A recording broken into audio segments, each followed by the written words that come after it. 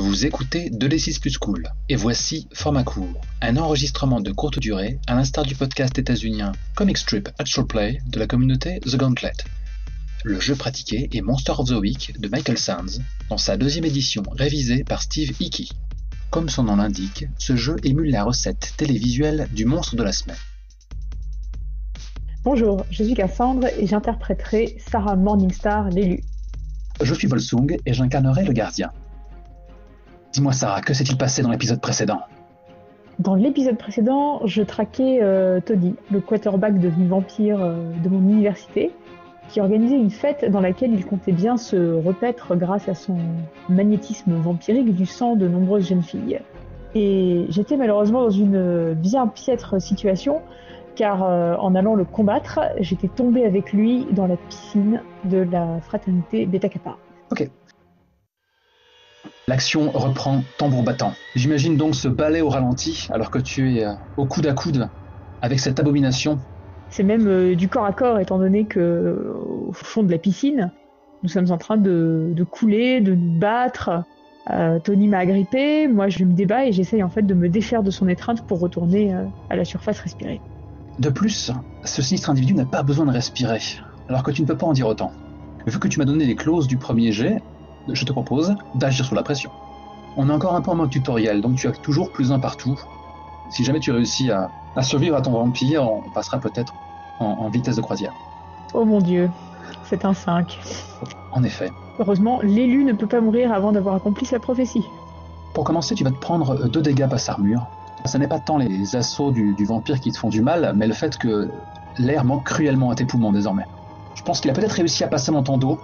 Il t'en sert de toutes ses forces. Une autre que toi serait broyée dans l'étau de ses bras.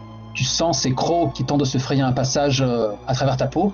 Mais rappelons-le, heureusement, tu n'es pas faite de n'importe quel métal. Mais ta vision commence à se troubler plus qu'elle ne l'est déjà. Tu sens que tu pourrais perdre conscience d'un instant à l'autre. Et que tes mouvements se ralentissent. Est-ce que je peux faire un jet d'analyser une situation difficile ? Bien sûr, et ça je ne peux que te féliciter de ce réflexe. Tu vas me faire un jet de sharp. Alors... Qu'est-ce que c'est que cette blague ? C'est pas ma journée, enfin c'est pas la soirée de Sarah en tout cas. Avec ces 2 échecs consécutifs, tu gagnes quand même 2 points d'XP, c'est toujours ça. On verra bien si je survis, je serai expérimenté. Donc à force de manquer d'air, mon cerveau n'arrive plus vraiment à réfléchir. Alors voilà ce que je te propose. Tu sens vraiment tes forces te quitter. Tony a pris le dessus. Tes paupières finissent par se fermer alors qu'un dernier filet d'air s'échappe de ta gorge avant de crever à la surface. Ton corps, après quelques soubresauts, se fige. Pendant des secondes qui semblent durer une éternité, il maintient son étreinte, tâchant toujours de te mordre de toutes ses forces. Et au final, peut-être que quelque chose traverse son esprit. Et il finit par te lâcher. Et bon, j'imagine ton corps qui flotte un instant au milieu de cette piscine avant de remonter à la surface. Tony se hisse tout ruisselant à sa surface. Il y a quelques fêtards aux alentours qui ont fini par assister à cette scène depuis le temps que vous vous mettez sur la tronche. Il faut imaginer, même si ça échappe au sens de Sarah, une sorte de brouhaha, des murmures d'hésitation, alors que les gens ne prennent pas réellement conscience de l'horreur de la situation. Ils observent le héros de l'université, blafard, qui a repris à nouveau son apparence de tous les jours, mais qui a peut-être toujours un pieu planté, ou tout au plus le reste du coup que tu lui as porté. Son blazer suintant de sang, d'un sang noir qui n'est pas sans évoquer le goudron. Et puis il y a vraiment quelques cris de terreur quand ton corps passe à la surface. Et c'est là où mon marteau s'abat. On a un plan sur les abords de la piscine. On distingue Becca qui te reconnaît aussitôt, éclairée par quelques lueurs artificielles, qui pousse un hurlement. Tout de suite, ça attire l'attention du prédateur, qui passe une langue gourmande sur ses babines, trace sur elle en quelques bonds félins, la hisse sur son épaule, et se fraye un chemin à travers la foule sans aucune peine pour s'éloigner de la fête. Je suis à la surface. En manquant de ressombrer, en fait, je me mets à avoir des mouvements d'étouffement, en fait. Les bras battent l'eau, éclaboussent.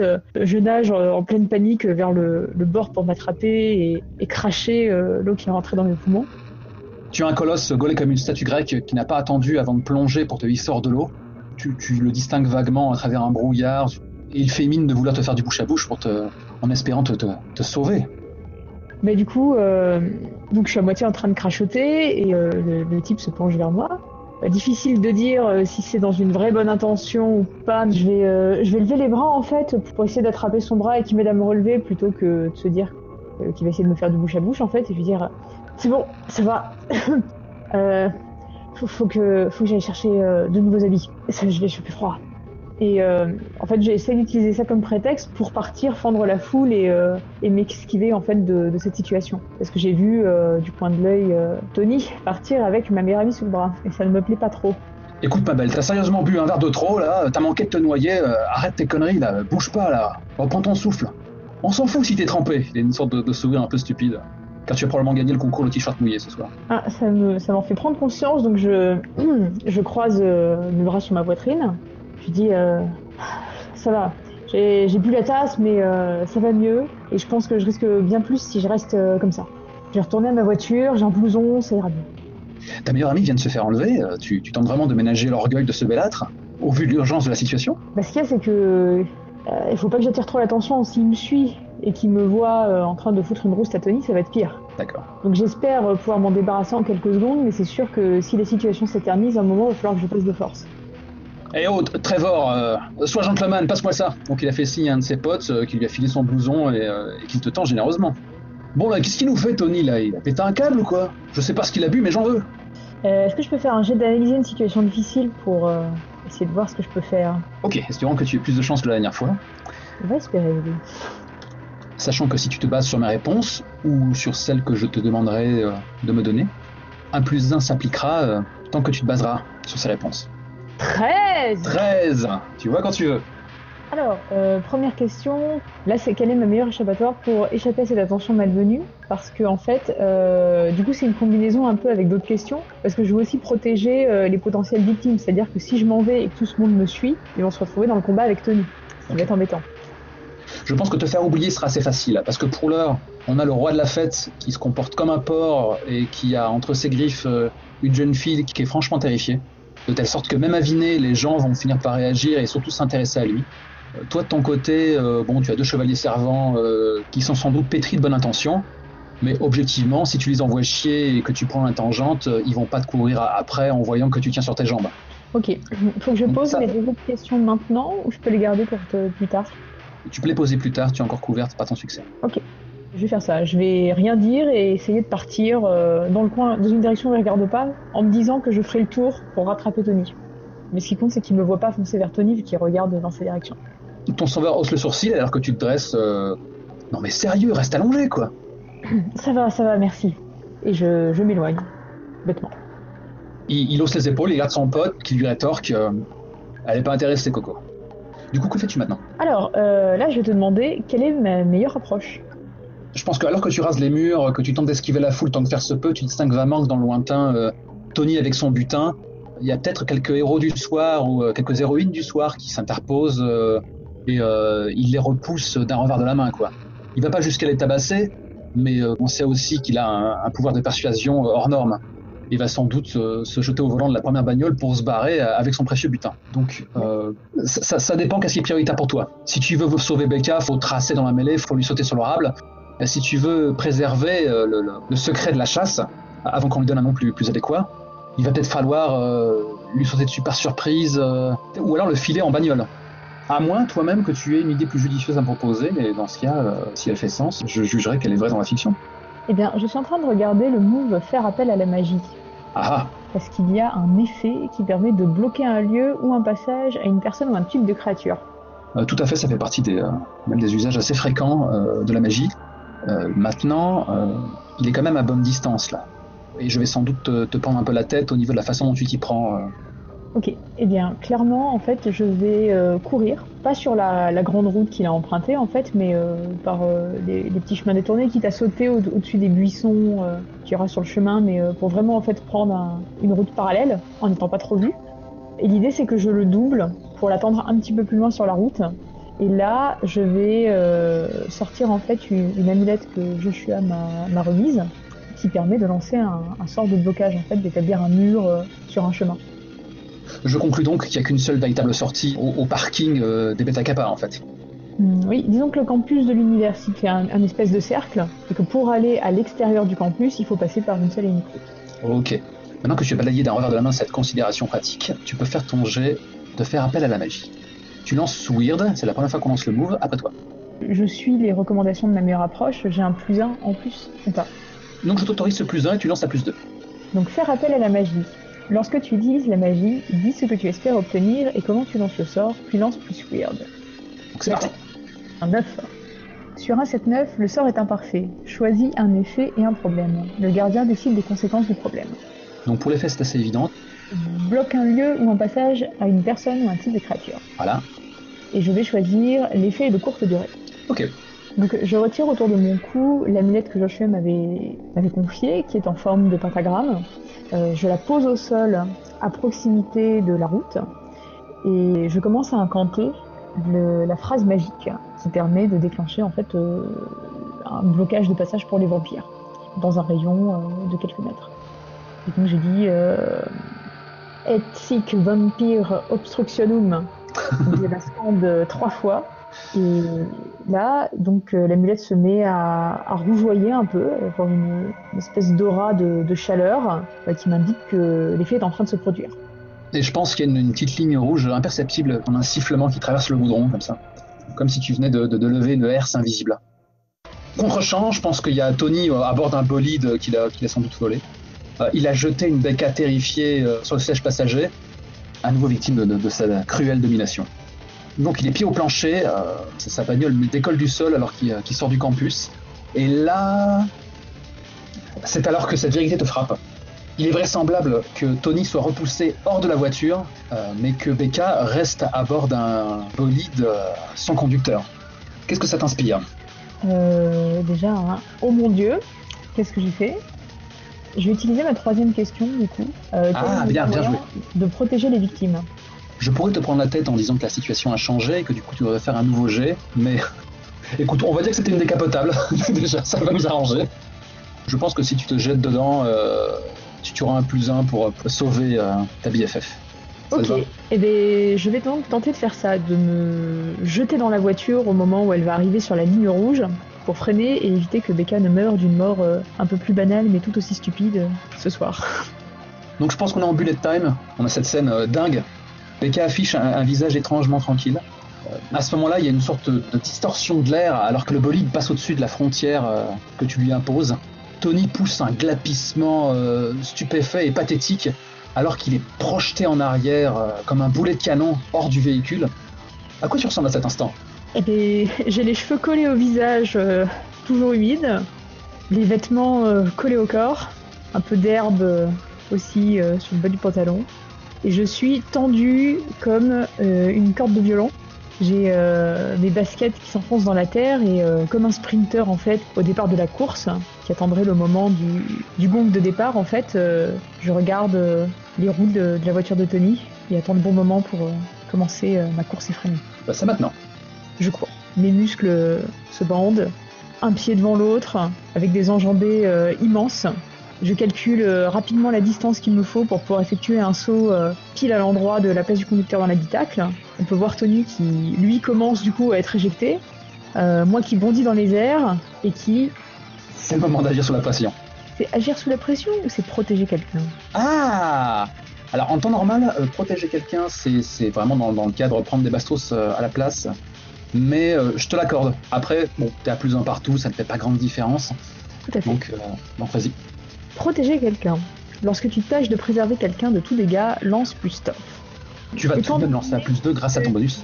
Ouais, voilà. Comme j'ai analysé la situation avant, je roll 2d6 +2. C'est un 10. Sur un 7+, tu la protèges mais tu subis une partie, voire la totalité des dégâts qui lui étaient destinés. Sur un 10+, choisis un effet supplémentaire. Je vais prendre que j'encaisse peu de dégâts. C'est aussi une bonne décision vu que toutes les autres ne s'appliquent pas vraiment. Ouais. Je te laisse libre de te décrire la scène comme tu le désires, fais-toi plaisir.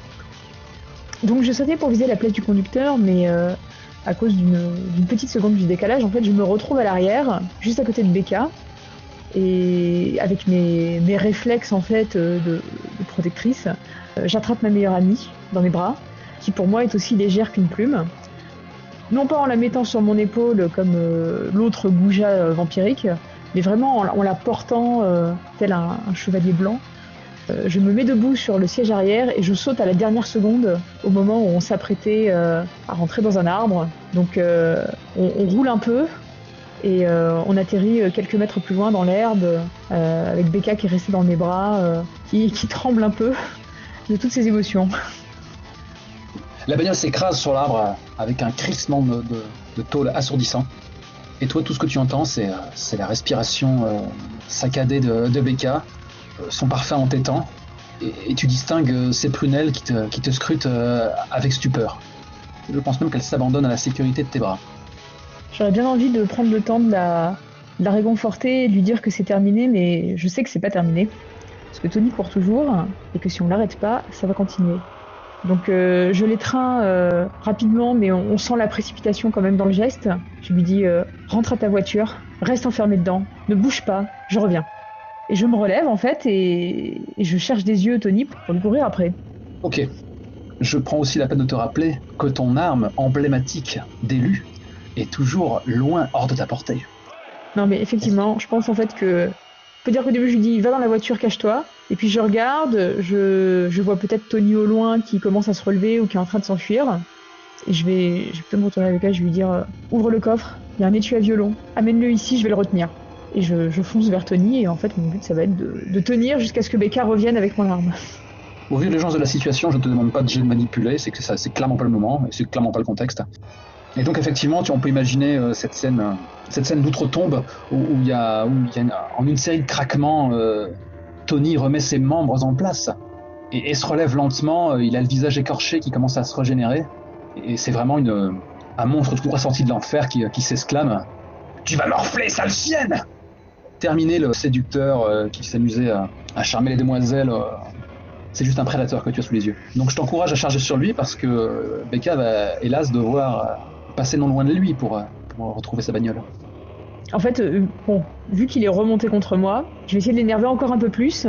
Je retrousse mes manches humides et je lui dis bah viens, je t'attends.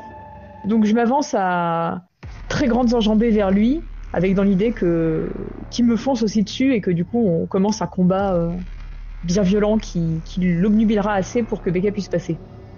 Comment pourrait-il rater un tel appel du pied alors que tu commences ta foulée? Il en fait de même. Je n'ose imaginer la violence de l'impact alors qu'il s'exclame une nouvelle fois je vais t'arracher ta grande gueule! Et il décolle littéralement du sol, monstre repoussant, avec ses bras qui retombent tel des faux. C'est un potage de cul. Ah, qu'est-ce que ça va donner? C'est un 8. Sur un 7+, vous vous infligez mutuellement des dégâts en fonction des armes employées et des circonstances. Hélas, tu n'as pas grand-chose, mais des coups de poing de tueuse, ça picote toujours un peu. Enfin, il te martèle avec des coups surpuissants et tu as quand même un dégât qui traverse ta défense naturelle. Ce qui veut dire que là, tu atteins 4 armes. Ça veut dire que tes blessures peuvent s'aggraver si on y prend garde. Mais de toute manière, vu l'urgence de la situation, ce sera bientôt un problème secondaire si tu ne réussis pas à sauver chèrement ta peau. Qui frappe le premier d'ailleurs? Eh bien ça va être moi. Donc je lui fonce dessus, il me fonce dessus, et j'ai dans l'idée en fait de faire une feinte en faisant un dérapage pour lui faire une balayette dès qu'on arrive à proximité. Et je pense que son poing s'enfonce dans l'asphalte. Donc je me redresse derrière lui et je vais lui asséner en joignant mes mains ensemble un énorme coup de poing à l'arrière du crâne. Tu fais mouche, il s'écrase lourdement au sol, il articule juste un alors qu'il roule sur lui-même et tente de te faucher. Il va me toucher? C'est toi qui décides. Arrive un moment, tu finiras par prendre une pêche. Bah c'est un des moments où je prends une pêche. Je me tiens le bras là où il m'a eu en lâchant un cri de douleur. Dans mes yeux, on peut voir la flamme du coup, encore plus l'idée du combat. Et malgré ma blessure, en fait, je fais fi, j'attrape un de ses poings, qui était encore un peu trop près de moi, et je vais le balancer à terre par-dessus moi. Ok. Faut imaginer que l'affrontement dure encore un peu. On a vraiment ce montage super classieux où vous enchaînez les beignes, les impacts sont décuplés. Aucun mal à imaginer que c'est un duel de titans qui est en train de se jouer. Jusqu'au moment où il vient à nouveau le moment de faire un nouveau jet de dés. Mais du coup, les secondes me paraissent des minutes dans ce combat difficile. J'ai l'impression que les coups ne lui font pas aussi mal que ce que lui me fait. Je regarde un peu pour essayer de voir si Becca va arriver, tout en continuant à frapper. Et je fais un 11. Yes. Alors, beauté des culs, sur un 10+, choisis un effet supplémentaire. Mon conseil là tout de suite, Parce que là, en fait, tu joues la montre pour que Becca se pointe avec ton précieux artefact. Donc j'ai choisi d'encaisser peu de dégâts. Voilà. Ce qui fait que tu tiens bon. Donc j'ai réussi à lui enchaîner en fait une série de coups de poing au visage et à esquiver quand lui essaye de m'en rendre. Cette série de coups arrive juste après le moment où il était en train de rire au-dessus de toi et peut-être même qu'il avait réussi à te coincer sous son pied. Et alors que tu l'as enchaîné et que tu réussis cette fois à échapper à tous ses assauts, on voit que sa belle assurance l'a quitté. Et c'est à ce moment-là que tu entends le vrombissement de Becca au volant de la bagnole de son père, qui est en train de foncer tout phares allumés dans votre direction. Que fais-tu ? Eh bien, je vais m'écarter pour qu'elle puisse venir s'arrêter devant nous. Et je me tiens prête en fait à immédiatement ouvrir le coffre pour me saisir de mon arme d'élu, mon étoile du matin. Ok, tu la connais bien, Becca ? Oui. Est-ce qu'elle serait prête à te tuer pour te sauver ? À tuer Tony ? Ouais. Elle est surtout terrorisée en fait. D'accord. Et elle se dit qu'il risque de m'arriver quelque chose, elle se dit que Tony doit pas avoir l'air très très normal vu qu'il s'est remis les bras en vociférant des horreurs un peu plus tôt. Elle doit pas penser au fait qu'elle peut tuer quelqu'un, elle doit juste se dire en fait qu'il y a quelque chose de vraiment horrible qui est en train d'avoir lieu et que elle veut que ça s'arrête.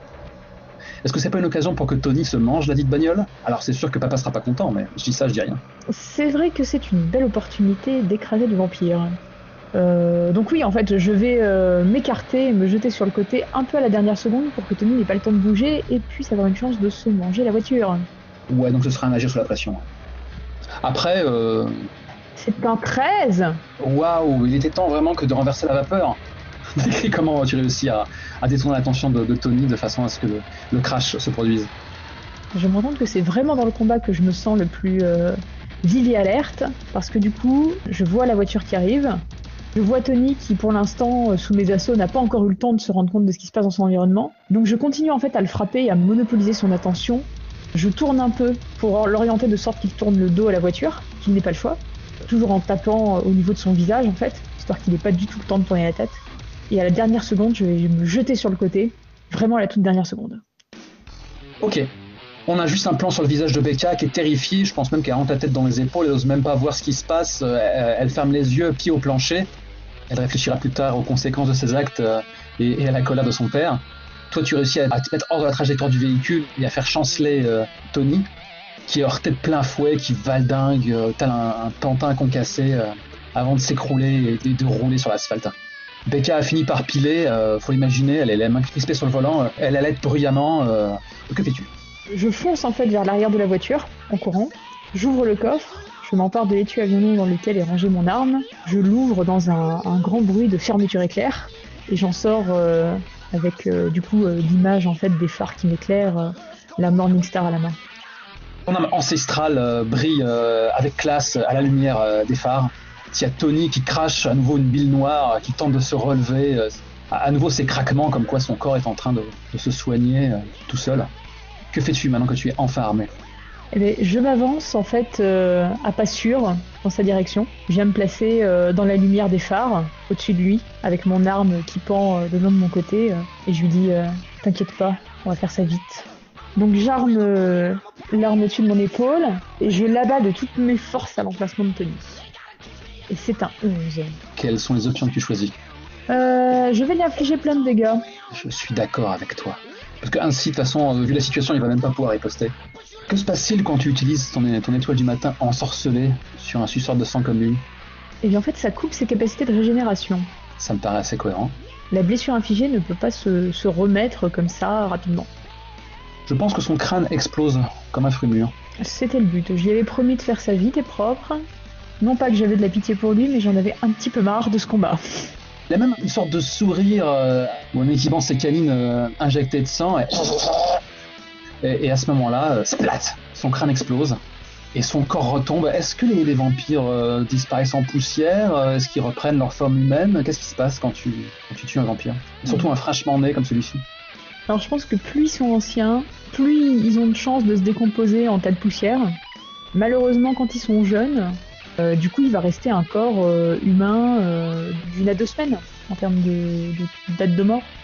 D'accord, donc tu vas te retrouver avec un cadavre sur les bras. C'est bon à savoir. Mais même pas mettre de la difficulté. Je pense que tu entends un grincement, c'est Becca qui a fini par sortir de son véhicule et Elle est un peu pétrifiée devant ce spectacle, bouche bée, et elle finit par courir dans ta direction.